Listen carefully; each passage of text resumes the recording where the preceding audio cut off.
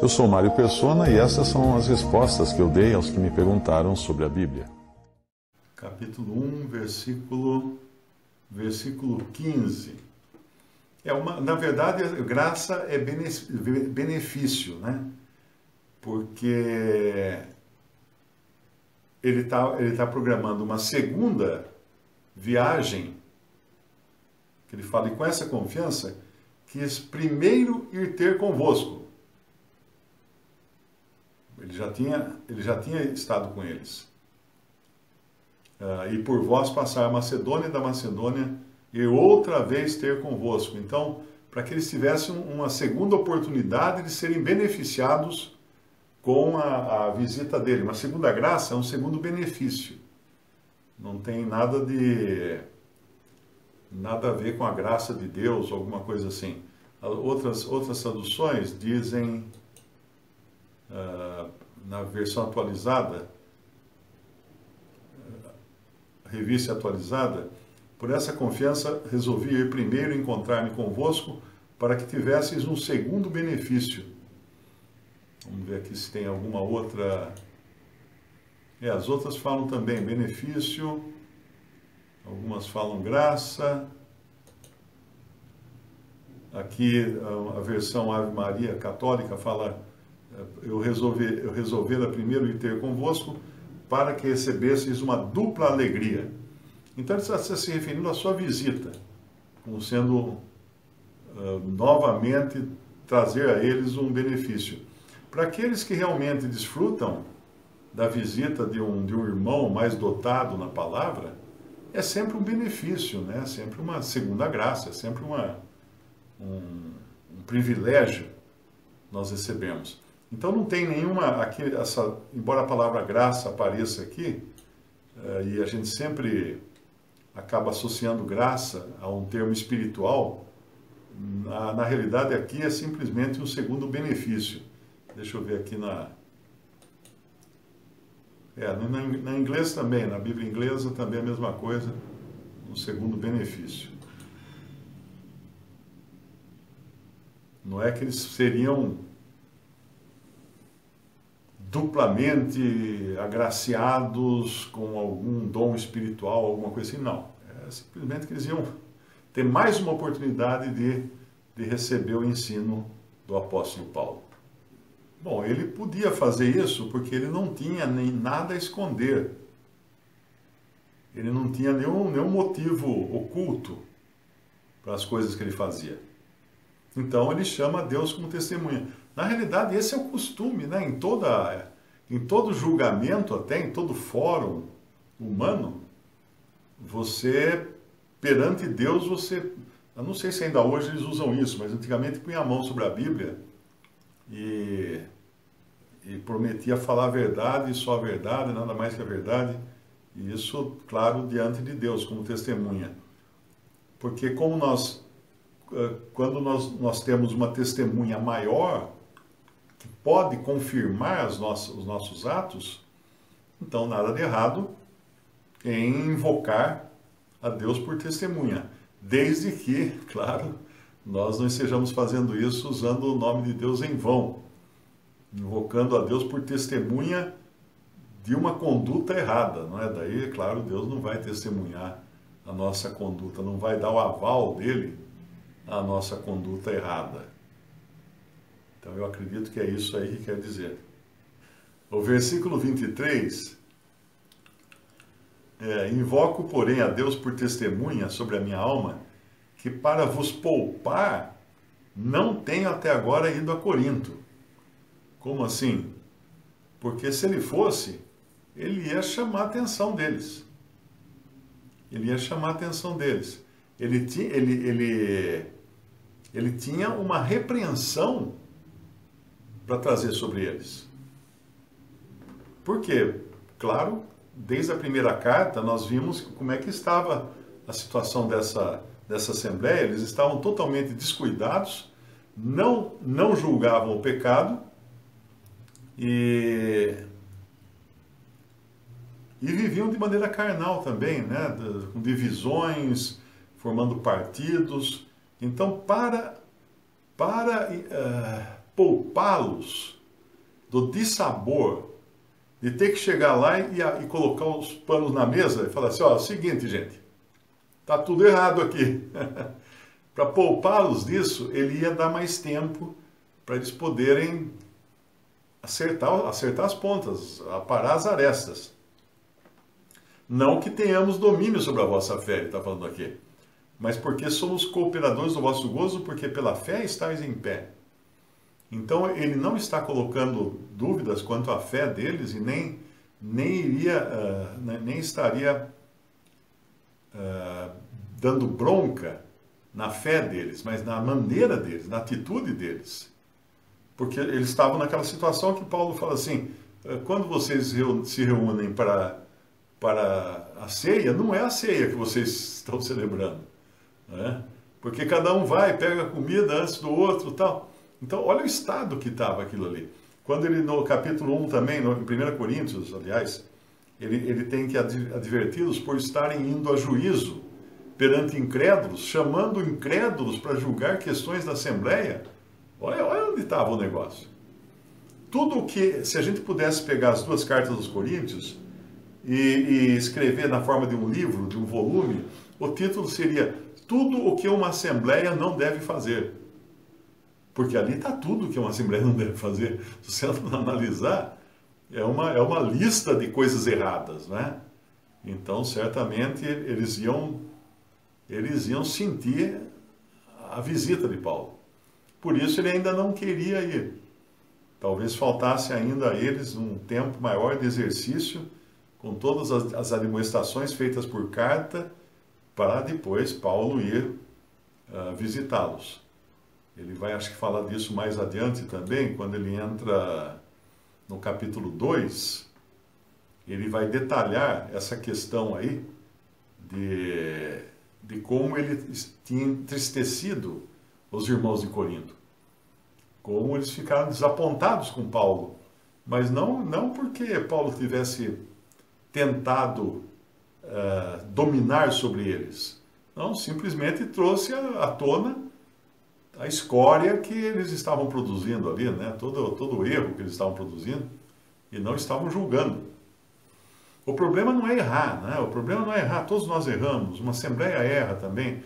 O problema é quando você erra e não aceita a correção, e não aceita a admoestação, e não aceita a ajuda de ninguém, e não reconhece o erro, não se arrepende, não confessa o erro. Aí você vai ficando endurecido. Nós vemos o que aconteceu lá com o Faraó. O Faraó é um ótimo exemplo para nós, né? Deus endureceu o coração de Faraó. Mas antes, se você ler todo o relato lá do Êxodo, você percebe que primeiro o Faraó endureceu o seu próprio coração. Aí depois Deus endureceu o coração de Faraó. Então tem um provérbio que fala que o homem que muitas vezes endurece a sua cerviz será quebrantado sem que haja conserto, alguma coisa assim.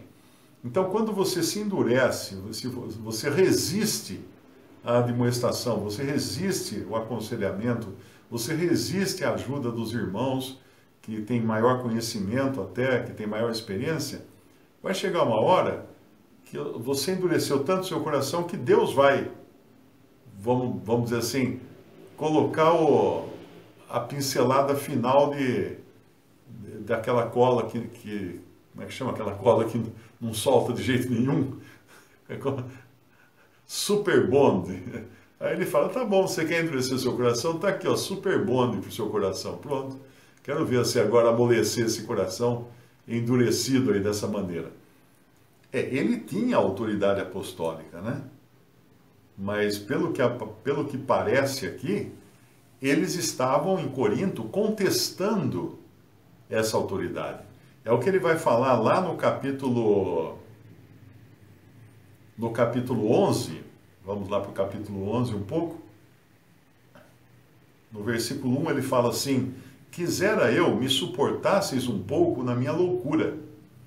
Suportai-me, porém, ainda, porque estou zeloso de vós com o zelo de Deus, porque vos tinha preparado para vos apresentar como uma virgem pura a um marido, a saber, a Cristo. Mas temo que, assim como a serpente enganou Eva com a sua astúcia, assim também sejam de alguma sorte corrompidos os vossos sentidos e se apartem da simplicidade que há em Cristo.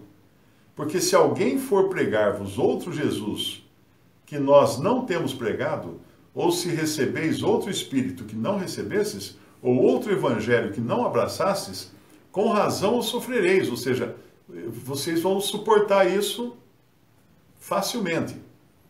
Porque eu penso que em nada fui inferior aos mais excelentes apóstolos.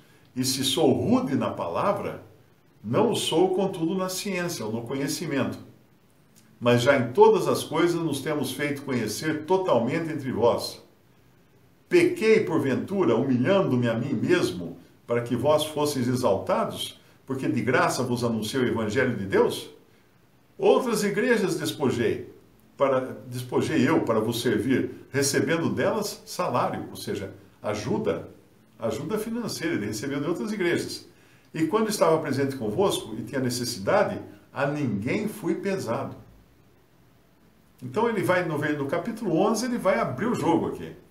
Ele vai abrir o jogo e mostrar que eles, muito provavelmente, estavam dando ouvidos, né? Como ele vai falar aqui na continuação do capítulo 11, no versículo 12, mas o que eu faço, o farei para cortar ocasião aos que buscam ocasião, a fim de que naquilo em que se gloriam sejam achados assim como nós. Porque tais falsos apóstolos, aqui ó, olha o que tinha no meio deles já.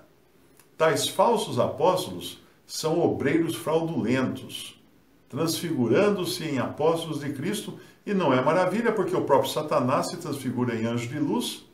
Não é muito, pois, que os seus ministros se transfigurem em ministros da justiça, o fim dos quais será conforme as suas obras. Então ele vai defender com garra, né, e com vigor a sua autoridade apostólica, porque ela estava sendo colocada em dúvida, ela estava sendo colocada em xeque. Hoje nós não temos autoridade apostólica. Hoje que os apóstolos já partiram, não há mais apóstolos hoje, não há mais profetas na igreja hoje. Esses foram dados no princípio para que nos deixassem a sã doutrina. Os apóstolos e profetas serviram como o fundamento da casa de Deus, da qual Cristo é a pedra de esquina, a pedra principal. Mas hoje não tem mais apóstolos e nem profetas da igreja. Hoje tem os diferentes dons, né? Evangelistas, pastores e doutores, e todos os demais salvos por Cristo, que são como pedras vivas sendo colocadas nas paredes desse templo dedicado ao Senhor. Essa expressão glória, né? É que nós não costumamos usar ela de uma maneira assim, porque ela é reconhecimento. Então vamos tentar traduzir de outra maneira aqui. Como também parte de vocês reconheceram em nós que somos para auxílio de vocês. Somos benefício para vocês. Ok? E como também vocês serão vantagem para nós, vamos falar a palavra vantagem, acho que é mais perto de glória, né? Serão vantagem para nós no dia do Senhor Jesus. Que é esse dia do Senhor Jesus? No dia em que foram revelados as recompensas, os galardões. Então, se eles reconheciam, parte deles reconheciam em Paulo e em Timóteo, que eles atuavam, que eles viviam, que eles ministravam para a glória deles, para o benefício deles, também vocês serão a nossa prova de benefício no dia do Senhor Jesus. Ou seja, quando o Senhor viesse para julgar as obras de Paulo e Timóteo, eles teriam o que apresentar, e o que seria? Os coríntios, os que foram beneficiados por Paulo e por Timóteo no seu trabalho. no dia do Senhor Jesus Cristo, né, que fala aqui que é o dia das recompensas. Aí eles seriam o gozo e a coroa e o regozijo. Acho que tem no primeiro capítulo de Tessalonicenses tem algo semelhante a isso. Em 2 Tessalonicenses capítulo 1, versículo 10. Quando o Senhor vier, para ser glorificado nos seus santos, e para se fazer admirável naquele dia em todos os que creem, porquanto o nosso testemunho foi crido entre vós. Então aqui numa outra escala, os salvos por Cristo, e aqui particularmente os tessalonicenses, né? O Senhor seria glorificado neles, porque quando o mundo visse o Senhor descer e junto com ele todos aqueles salvos, aqueles tessalonicenses salvos, né? Seria dado glória ao Senhor pela companhia que ele estava trazendo. Então era como se aquilo fosse um prêmio, um troféu, não é? Manifestado do seu trabalho. E todos nós também temos isso, né? O Senhor, naquele dia, no dia da recompensa, no dia em que acontecerem os galardões, serão distribuídos os galardões, todos aqueles que, de alguma maneira, nós servimos, nós beneficiamos com a palavra de Deus e com as nossas obras também, servirão de testemunho, servirão para a nossa glória naquele dia, para o nosso benefício naquele dia. É como quando acontece, tem alguns shows aí que às vezes fazem, né, de homenagem a um grande artista, ou a um grande empresário, ou coisa assim. Então eles começam a mostrar testemunhos de pessoas, acho que vocês já viram isso, né? Aí põe um vídeo lá, essa foi a sua professorinha da escola, esse aqui foi o seu primeiro empregado, e né, o cara dá um testemunho bonito, que ele foi muito ajudado e tal. Então é disso que ele está falando, vai chegar um dia em que todos esses testemunhos, né, serão para a glória daquele que trabalhou pelo Senhor. É claro que nós sabemos que o maior glorificado em tudo isso é o próprio Senhor, não é? Não somos nós, né? Não somos... Mas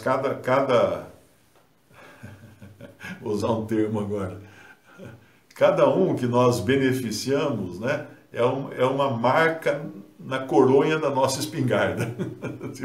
tipo como soldado fazia na guerra, eu matei mais um, né? Punha um risquinho lá na coronha da sua espingarda.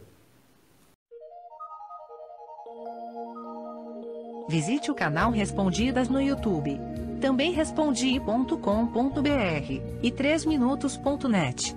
Baixe os livros e o aplicativo.